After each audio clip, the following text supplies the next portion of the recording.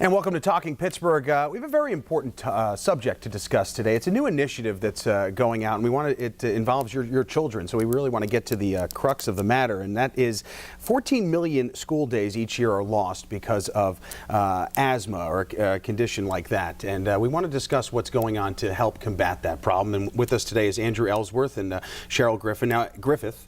Andrew, you are a collaborator of this Healthy Schools collaboration. Now, this is a new initiative to make air quality healthier in schools. Absolutely, yes. The Healthy Schools collaboration was really established to promote practices, better environmental health practices, and make schools healthier and safer places for children and adults. Now, where did this idea come from? Like, who thought of it, and where else is it maybe being used right now? Well, it is used in a number of places around the country, but it was originally based on a research project, about a year-long research and analysis of environmental health issues both in this region but also nationally. And that turned into a pilot program that allowed us to work with a couple school districts to try and help them identify some key activities they can do and help them move down the road towards healthier schools. Right. And that is how we got connected with Allegheny Valley School District. That's right, and Cheryl Griffith, you're the superintendent of that district. And what specifics, so what are we looking at that might change for students for the better? Well, we have a team of people that comprises different stakeholders throughout the school community. That includes a teacher, a student, a parent, school board member, our school nurse, business manager, and our director of buildings and grounds. And we've been working with Andrew and Jenna Kramer monthly to work on our focus, which is chemicals. That's a big concern around here. Yes. And obviously it's no secret that the air quality in Pittsburgh isn't the best. It's getting better for its standards, but overall not good. So this is a real important program specifically for this region. Well, we're taking a look at what is wise as far as purchasing chemicals for the classroom, for cleaning and for maintenance, but as well as purchasing, how can we store them and use them more wisely, and what's appropriate for discarding. So we're really taking a look at what are our procedures and ultimately what kind of policy should we have in place that would educate people and make us better at focusing on our environment in that area. So it's a good start. Absolutely, as you said, it's a start. It's an initiative where this is kind of in its early stages. So, Andrew, are you looking for input, not only from health experts, but parents and anyone who could provide some valuable information for you? Absolutely. This is not just about information. This is also about collaboration and about education and awareness building. So we want to get in touch and involve as many people that are interested in this topic as possible,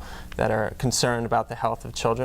And we bring them together and we build collaborative teams as we've done at Allegheny Valley.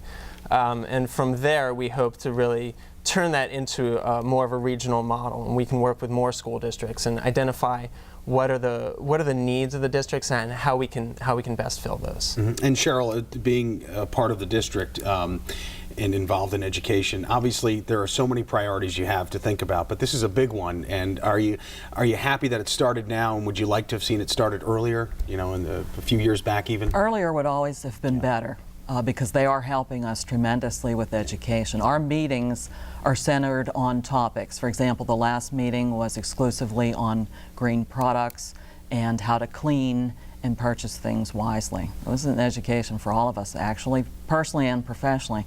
But the initiative itself is not necessarily viewed as an add-on. In fact, we're all looking forward to the meetings and to the activities that occur in between the meetings. It parallels very nicely with the focus on student and staff wellness, as well as our environmental curriculum. Yeah, and as far as students go, you have K through 12, let's say. Younger kids are more susceptible to things than older people, so you're taking that into account as well with this collaborative, Absolutely. Children of all ages are in various stages of development, and each stage has different vulnerabilities, but in general, children don't have the ability to deal with toxins in the way that adults can. And so we want to make sure that we take special care These same topics apply in early childhood education as well. But in K through 12, the younger ones are more susceptible in some ways, but going all the way through, a healthier environment is going to be better for everyone, even for the adults in the building. Yeah, at the top of this discussion, we talked about that number, that 14 million school days lost. Exactly right. What realistically do you think that number could be cut in? Could it be cut in half because of a program like this? If more people start, becoming aware of the air quality in their schools? That's a tough question to answer. I would say that there's the difference between asthma rates, for example, and asthma episodes, where if a child is having an asthma episode or an event, then they're distracted from their learning. They're not in their seat. They're at home. They're at the nurse's office. They're in the hospital. And so if we can at least keep those down, that's going to be a major improvement. Yeah, that'll definitely trigger a good positive movement there. Thanks, guys, so much for joining us. We're going to put some information up on the screen right now. Everything you need to know right there. That's the information. There's a phone number if you want to call for more information. Obviously, there's a website, and I'm sure all the information's on the website as well that we just discussed, and plenty more, right? Absolutely. Okay, guys. Well, thank you so much for joining us.